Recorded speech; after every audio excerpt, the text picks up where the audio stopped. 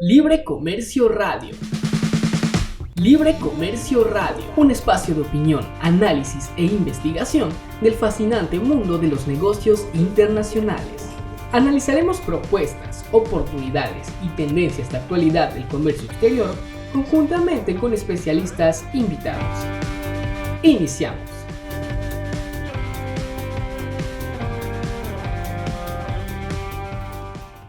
¿Qué tal? Muy buenos días. Sean bienvenidos al programa Libre Comercio, el fascinante mundo de los negocios internacionales a tu alcance. Un espacio hecho para ti, para la interacción con el fascinante mundo de los negocios internacionales y el comercio exterior, las aduanas, la logística y muchos temas más que abordamos en este programa. Les saluda su anfitrión René Pedrera Manzanilla, esperando que estén pasando el mejor de los sábados, mis estimados amigos, y que estén disfrutando de un excelente fin de semana. Muchas gracias por acompañarnos a un programa más. Esperamos que el programa del día de hoy sea de su completo agrado. Yo creo que sí, yo sé que sí. Vamos a tener un gran invitado, un súper tema que vamos a platicar el día de hoy. Entonces, vamos a hacer un programa muy interesante para ustedes. Acuérdense que este programa Libre Comercio está hecho para que cada vez más empresarios, más emprendedores se unan a este fascinante mundo de los negocios internacionales. Estamos transmitiendo en directo desde la hermosa ciudad de Mérida, Yucatán, a todo el sureste mexicano a través de la segunda cadena nacional del Grupo Fórmula en el 105.fm y a todo el país y un poquito más allá a través de la plataforma www.radioformulayucatán.com y al resto del mundo a través de nuestra cobertura de redes sociales y nuestro podcast. En Facebook, como Libre Comercio, nos pueden encontrar. Por favor, regálenos un like. Ahí están todos los programas de todos los episodios de este programa. Escúchenos. También a la vez sugiérenos temas, sugiérenos invitados. ¿De qué te gustaría que platicáramos en Libre Comercio para que tú estés cada vez más enterado de los negocios internacionales? En YouTube nos encuentran también como Ingenio Channel. Ahí estamos en Ingenio Channel. Y también estamos en las plataformas de Spotify y iVoox.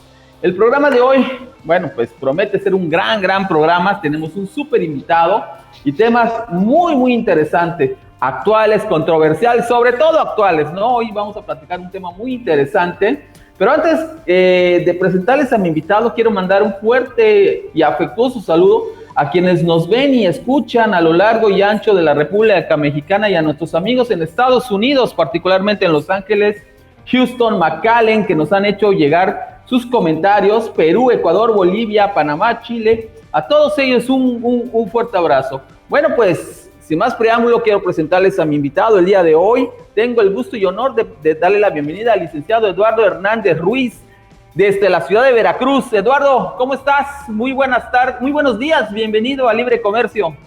Muchas gracias, René, muy buenos días, saludos a la audiencia que nos acompaña el día de hoy. Bueno, pues el licenciado Eduardo es director del Consejo de Seguridad en la Cadena de Suministro. Eduardo ha impartido formación a agencias federales de seguridad nacional en Estados Unidos y en otras partes del mundo. Es conferencista internacional en el tema de cadena de suministro, colaborador de la guía Interpol en seguridad en la cadena de suministro, asesor del Consejo Nacional de la Industria Maquiladora y Manufactura Index, y ha sido articulista en revistas especializadas en el ramo. Entonces, hoy vamos a tocar un tema muy importante, muy interesante, y sobre todo, yo siento que es actual, ¿no? Eduardo, si me lo permites, la cadena de suministro es un tema tan actual, tan interesante.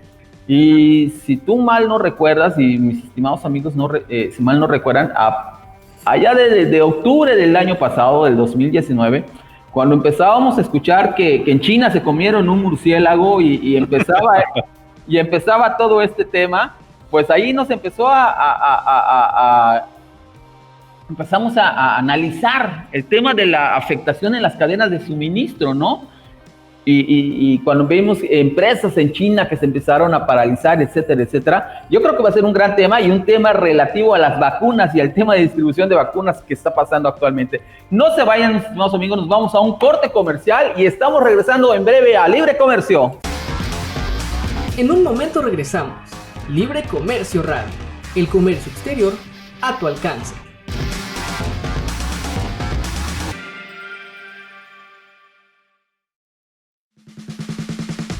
Sigue disfrutando de libre comercio gracias a Ingenio, Instituto Generador de Negocios Internacionales. Muchas gracias por continuar con nosotros en Libre Comercio. Estamos platicando con el licenciado Eduardo Hernández Ruiz.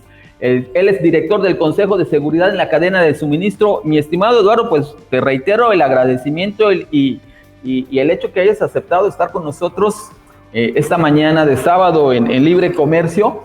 Agradecerte y pues por favor platícanos un poquito. Hemos estado hablando en el bloque anterior, escuchamos un tema de las cadenas de suministro que se vieron pues de alguna manera truncadas, cuando comienza esto del COVID, comienza el tema ya de fabricación, distribución de vacunas. Hemos estado escuchando en las noticias, ¿no?, en los medios nacionales, la llegada de diferentes cargamentos de vacunas, y hemos estado escuchando un poquito el tema de cómo se resguarda, cómo se tiene que tener, pues en este caso, temas de distribución en frío, todas esas cuestiones que se tienen que ir cuidando. Pero aquí lo interesante es de que existe algo que se llama el Consejo de Seguridad de Cadena de Suministro. Así es. Y que sería muy interesante que nos platiques qué es el Consejo de Seguridad de Cadena de Suministro, a qué se dedica, qué están haciendo y qué objetivos tienen en este año tan particular que es el 2021. Creo que marcas muy bien un antes y un después, de la misma manera que en su momento pues también tuvimos una afectación enorme en las cadenas de suministro cuando se presentaron los atentados del 11 de septiembre. También en lo posterior se va a hablar de un antes y un después del coronavirus.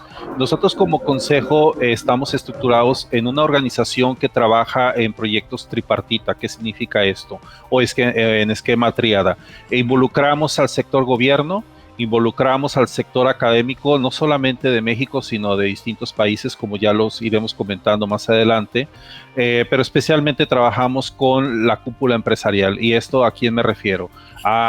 El gremio industrial, las cámaras industriales que se ven representadas en diversos objetivos, llámese industria automotriz, industria aeroespacial, industria farmacéutica. Es una realidad, cada quien ve por lo suyo como debe de ser, pero también es cierto que les tomó tan de sorpresa que llegó un momento en que afectó, si bien no detuvo al 100%, pero estuvo muy próximo a estas cifras, donde realmente afectó. Y aquí en lo que nosotros hacemos es ayudar a las organizaciones a que gestionen riesgos de manera adecuada. Cuando se hace una gestión de riesgos, normalmente trabajas con dos elementos: qué afectaciones se han presentado y qué afectaciones consideras o se visualizan podrían llegar a materializarse. Yo puedo asegurar que cualquier analista de riesgos difícilmente hubiera colocado en primer lugar, pues se va a dar una pandemia y va a detener a todas las cadenas de suministro en el mundo. Eso definitivamente nadie lo podrá ver, ¿no? Así es. Sin embargo, es cierto que lo que hacemos, sí se menciona. Oye, ¿qué harías si tú tuvieras una afectación? Sin embargo, en ese momento no le damos una etiqueta.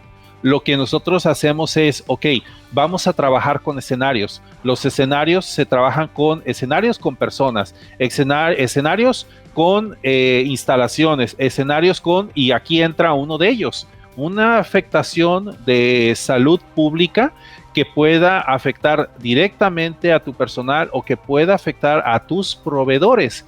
Cuando hablamos de las cadenas de suministro, es cierto que pensamos en todo este proceso de transformación. Llega la materia prima, se transforma en un producto terminado y entonces vamos a ver la entrega en tiempo y forma.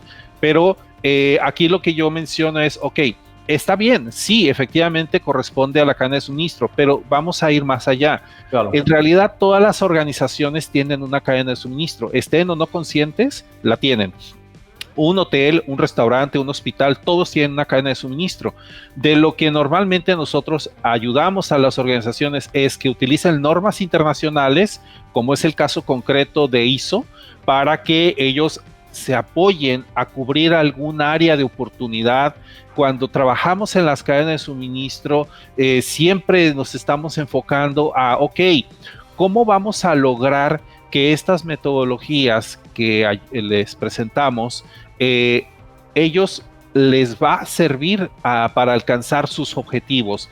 Toda organización está creada con un objetivo. Si en este caso son empresas transnacionales, pues desde mucho tiempo atrás se definió qué es lo que se considera un año adecuado, aceptable del 2020. Entonces, imagínense la comparativa de lo que era su expectativa en diciembre del 2019 a diciembre del 2020 y hagan una comparación. Y eso afectó en todo el mundo.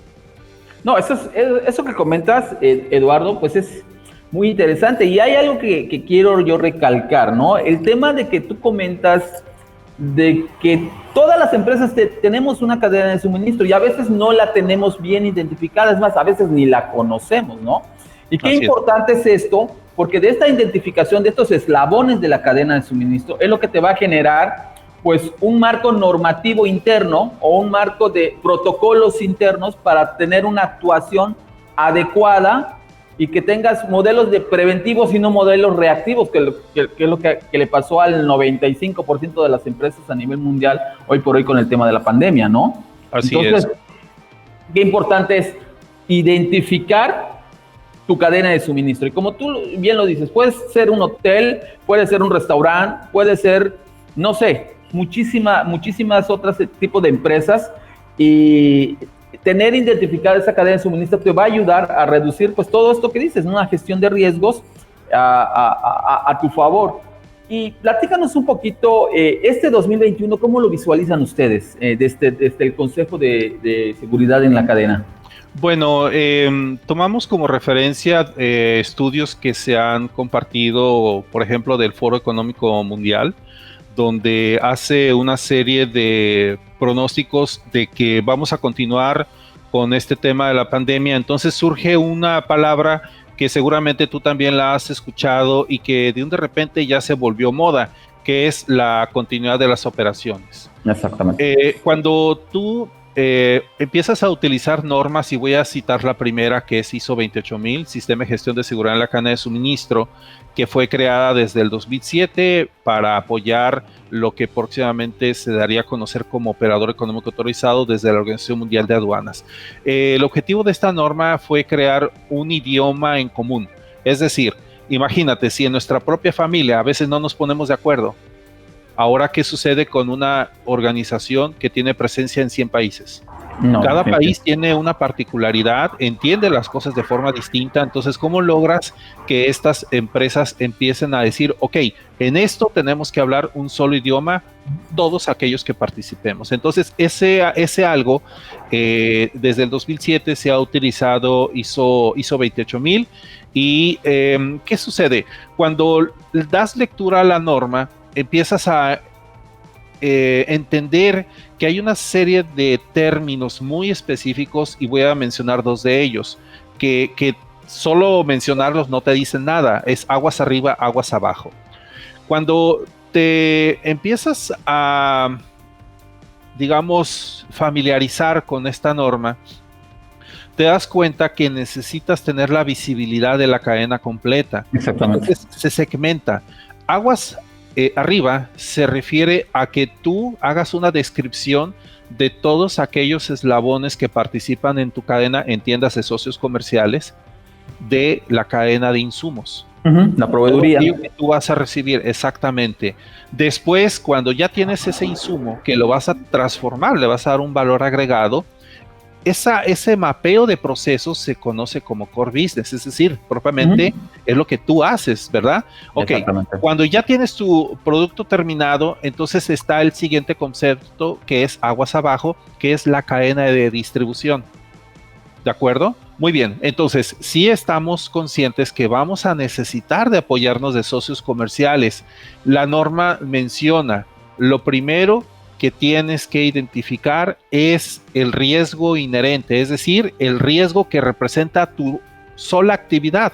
Si estamos hablando de una cadena de suministro automotriz, bueno, ¿qué es lo que caracteriza en términos de riesgo a la industria? ¿De acuerdo? Muy bien. Entonces, después, si gustas, ampliamos un poco más acerca de estos temas, con gusto, pero bueno, creo que ya estamos perfilando hacia dónde vamos. Así es, perfecto. Bueno, nos vamos un pequeño corte comercial y regresamos. En un momento regresamos. Libre Comercio Radio. El comercio exterior a tu alcance.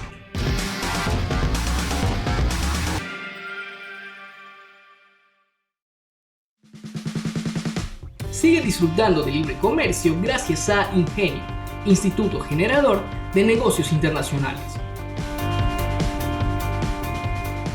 Mis estimados amigos, muchísimas gracias por continuar en Libre Comercio. Estamos platicando con el licenciado Eduardo Hernández Ruiz, director del Consejo de Seguridad en Cadena de Suministro.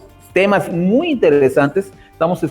Eduardo, nos estás platicando sobre todo este procedimiento en una ISO 28000 en la cadena de suministro, en la gestión de la cadena de suministro. ¿Qué tan importante es que lo tengamos, no? Y tú nos decías, tienes que tener bien el panorama de todo lo que estás recibiendo, toda tu cadena de proveeduría, pero en un momento llega en que tú te vuelves el eje principal de esa cadena de distribución, en la cadena de suministro, ¿no? Entonces también tienes que estar en ese tema de tener bien enfocado tu panorama en relación a la gestión de riesgos.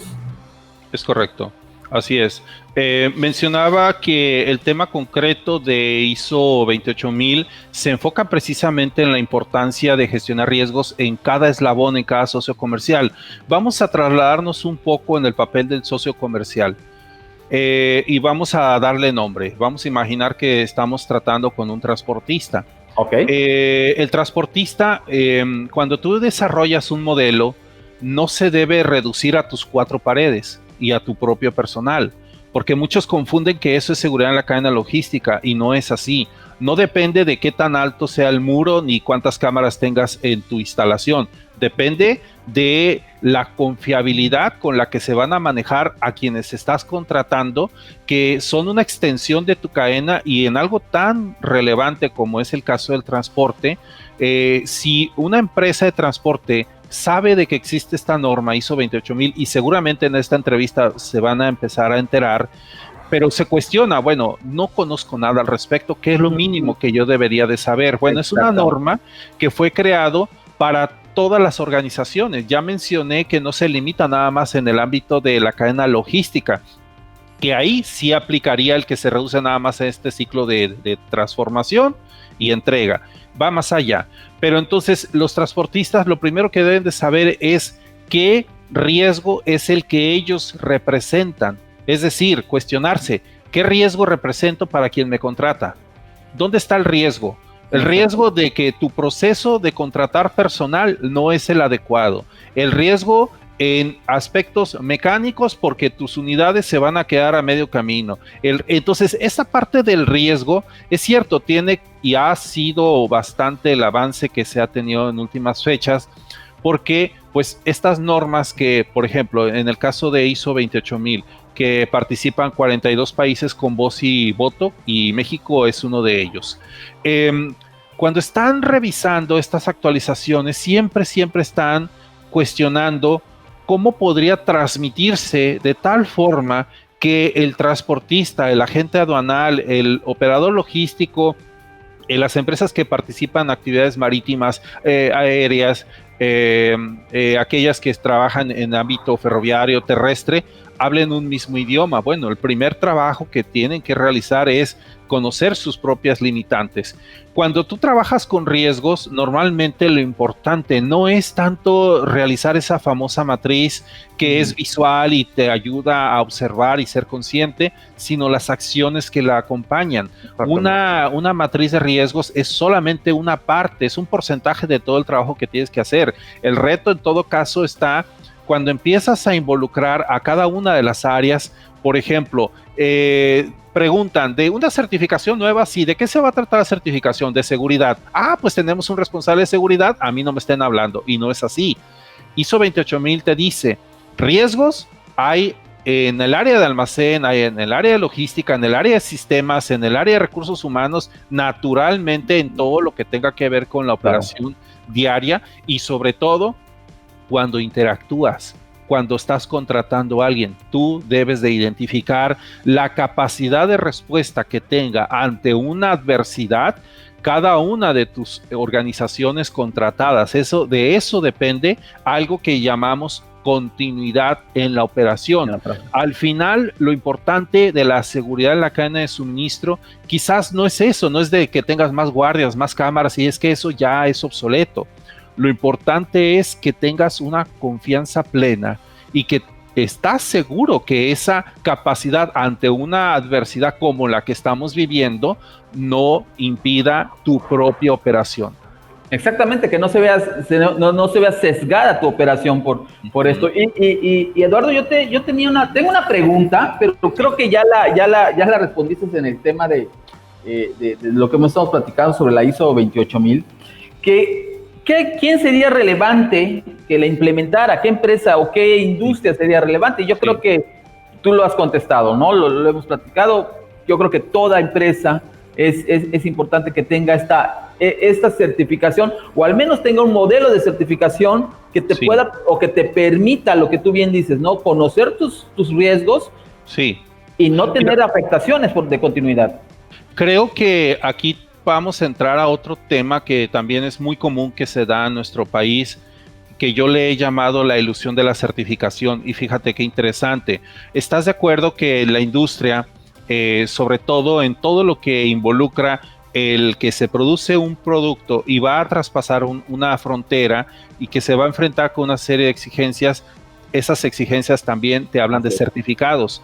Entonces las organizaciones, y es algo que no se detiene, cada año nacen nuevas certificaciones, cada año te enfrentas con que las pocas personas que hay en la organización pues tienen que ser expertas en todo. Hay certificaciones ambientales, hay de todos tipos de certificado. En el caso concreto de ISO 28000, lo importante no es el papel. Es bueno, si la organización va a desarrollar un modelo, madurarlo y solicitar una auditoría externa, está bien. El problema es que se pierden las personas creyendo que el objetivo de la norma ISO 28000 es salir bien del examen, y no es así. Lo importante son los resultados. Es decir, si tú tienes una empresa que te está demostrando que sus documentos que involucra en toda la gestión de esta norma ISO 28000 es un documento vivo, y un documento vivo es aquel donde todos se están involucrando, y en el todos no nada más el personal de la empresa, sino también de los socios comerciales, a diferencia de una empresa que dice, pues mi mayor logro es obtener este certificado y aquí está, ¿de acuerdo? Entonces, yo prefiero una empresa que no está certificada, pero que demuestra que tiene el 100% de los objetivos que ellos mismos se trazaron, que se han cumplido.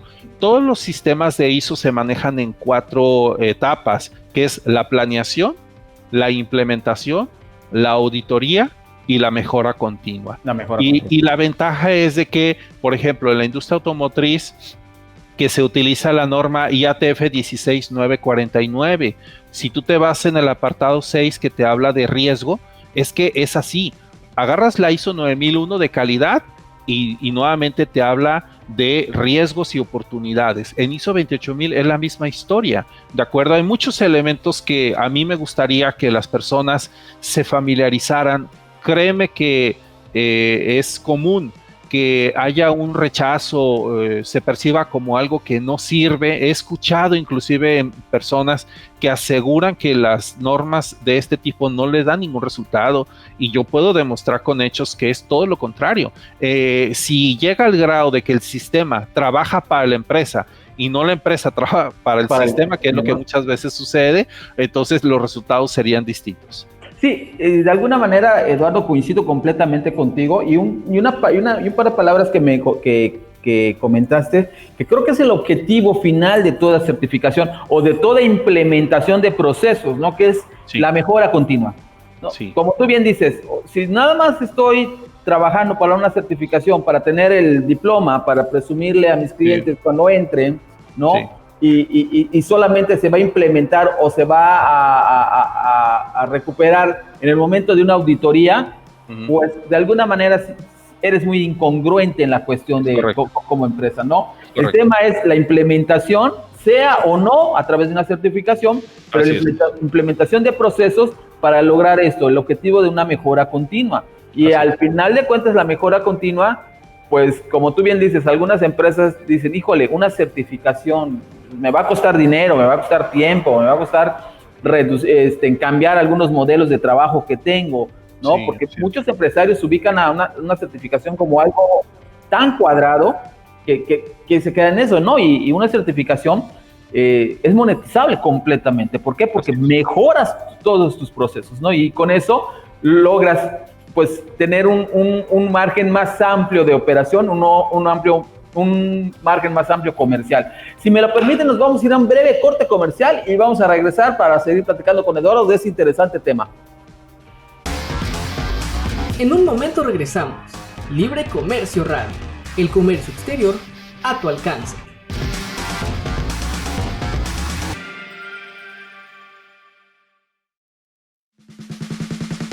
Sigue disfrutando de libre comercio gracias a Ingenio, Instituto Generador de Negocios Internacionales.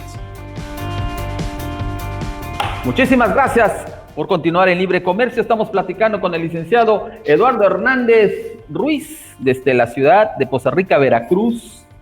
Y él es director del Consejo de Seguridad en Cadena de Suministro. Y estamos platicando de estos temas tan importantes, mi estimado Eduardo, certificación. Y hay dos temas que son interesantes, ¿no? Y que a nuestro radio escucha les va a interesar mucho. Déjame decirte que este programa llega a muchos empresarios, llega a muchos emprendedores y gente que se está involucrando por primera vez en este fascinante mundo de los negocios internacionales. Sí. Y comentabas algo en relación a la Organización Mundial de Aduanas, a la OMA, el tema de la OEA o de Operador Económico Autorizado, ¿no? Claro. Platícanos un poquito, antes de entrar en contexto de las relaciones de la OEA y la OMA, ¿qué es la OEA, no? Claro. ¿Cómo se cocina eso? Claro que sí. El concepto de operador económico autorizado se refiere a una empresa con actividades de comercio internacional, pero que se le puede considerar confiable una vez que ha aprobado una auditoría de su propia autoridad aduanera. Esta figura de operador económico autorizado nace de un convenio en el seno de la Organización Mundial de Aduanas en el año 2005, que se publica la primera versión del marco SAFE. SAFE significa marco de estándares para facilitar y asegurar el comercio. Entonces, en este objetivo de este documento se mencionaba que los países que estuvieran interesados y con el compromiso de desarrollar su propio modelo de operador económico autorizado tendrían que involucrar a su sector privado.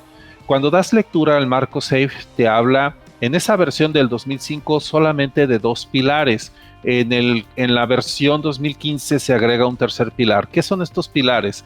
El primer pilar es aduana. Se refiere a que hay una necesidad de intercambiar información muy importante de las empresas que están participando de un país con destino a otro. Es común que en México se hable como destino principal Estados Unidos. Entonces significa que el SAT Aduanas tiene la obligación de entregar tanta información como le sea requerida a su contraparte del US Customs and Border Protection de Estados Unidos, ¿de acuerdo? Pero también pasa esto, es que este es de responsabilidad mutua.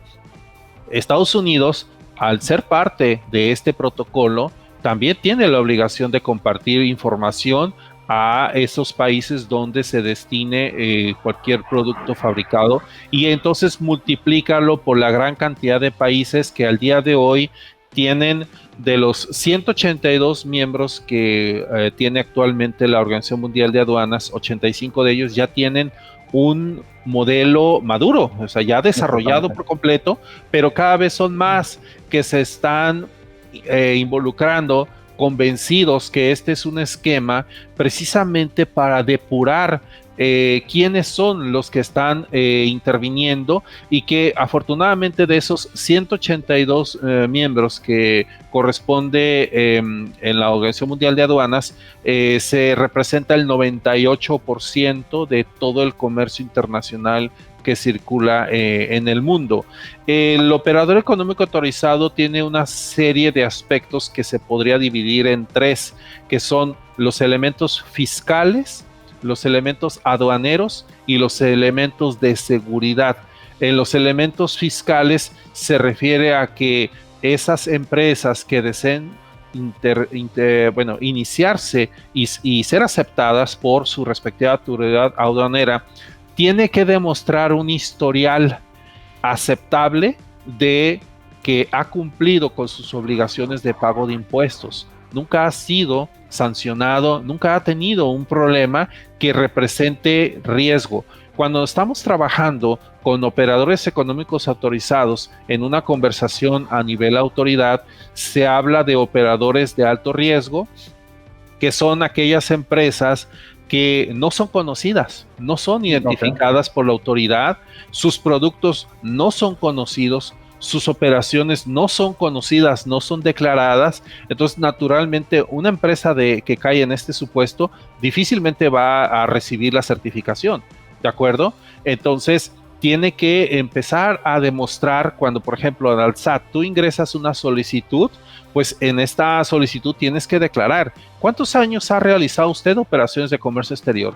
Nos puede demostrar que todas estas operaciones cumplen con todas las regulaciones. Estamos hablando en aspectos fiscales, pero también entramos en el otro pilar, que es, el otro esquema del operador económico autorizado, que es el aduanero. También, si tú al momento de ingresar la solicitud tienes en tu histórico, no sé, 2-3 años atrás, y aparecen PAMAS, aparecen alguna sanción, pues naturalmente, pues ahí sí te va a cuestionar la autoridad. Oye, a ver, ¿qué sucedió aquí? ¿Qué fue lo que pasó? Porque lo que se pretende es que se cumpla con todos estos elementos.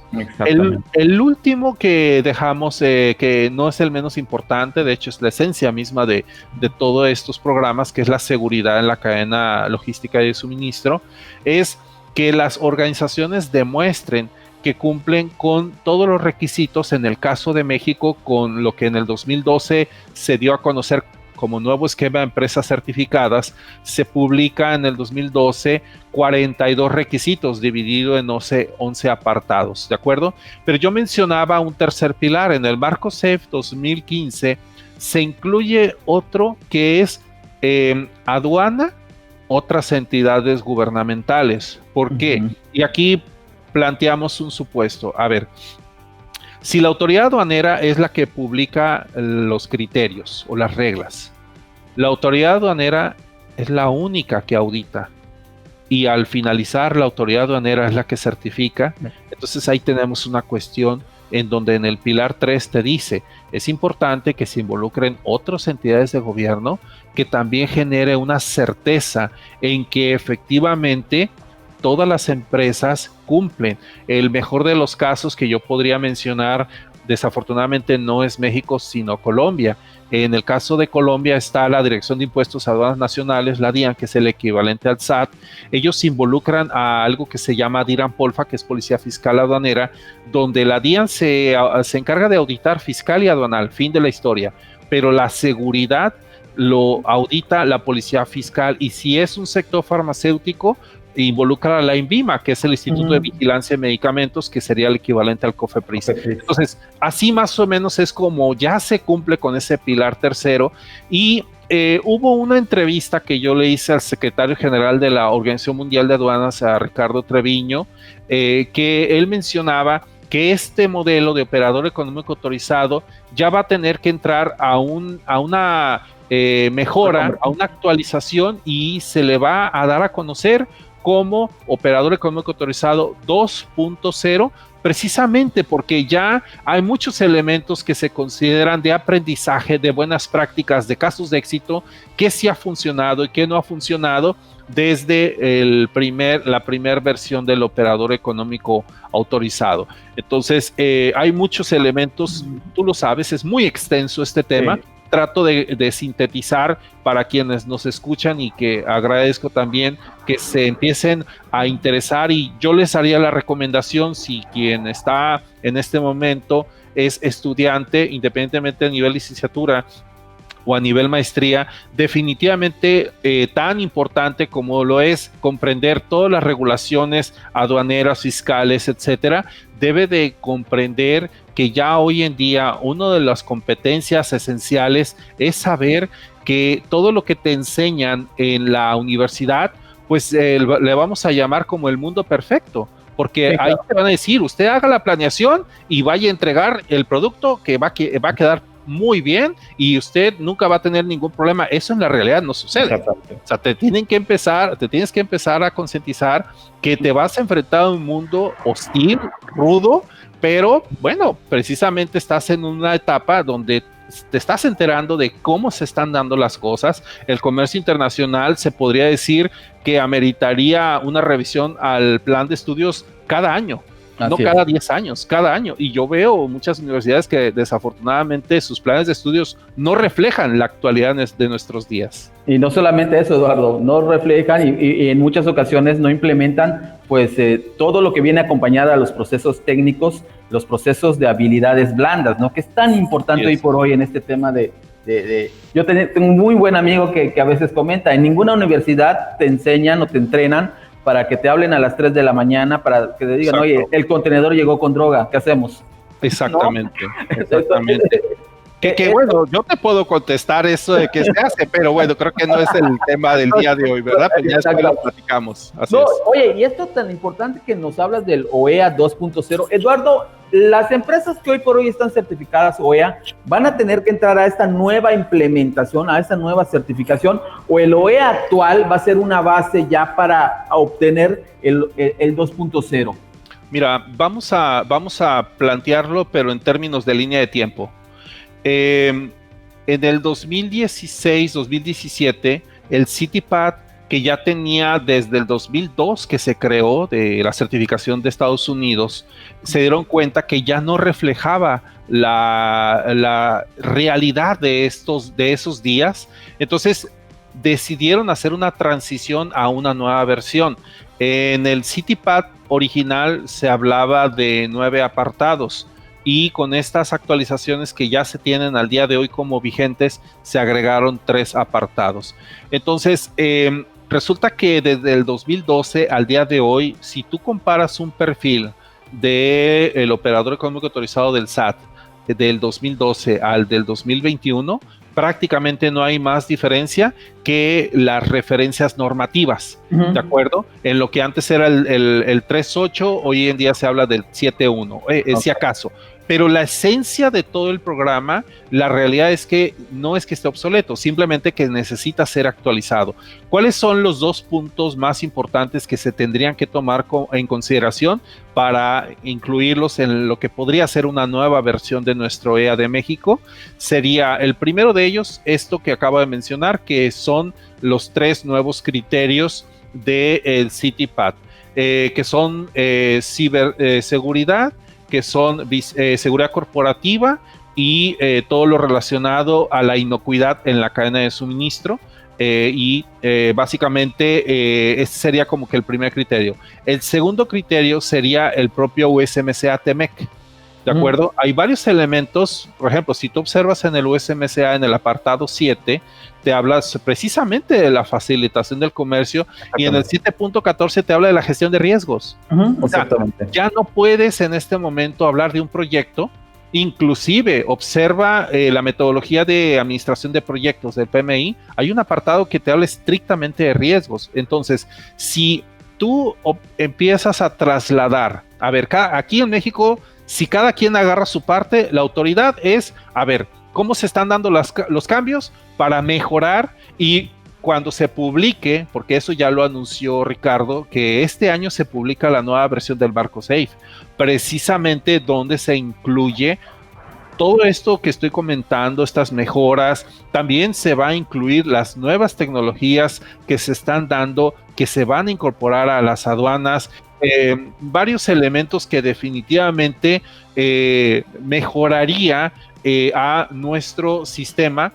Y en el caso de las universidades, existe algo muy interesante donde las universidades pues desarrollan competencias en su personal docente, pero también una universidad, imagínate, una universidad en México que tuviera este certificado, que dicho sea de paso, no existe una sola en el país, no hay una sola universidad con esta certificación.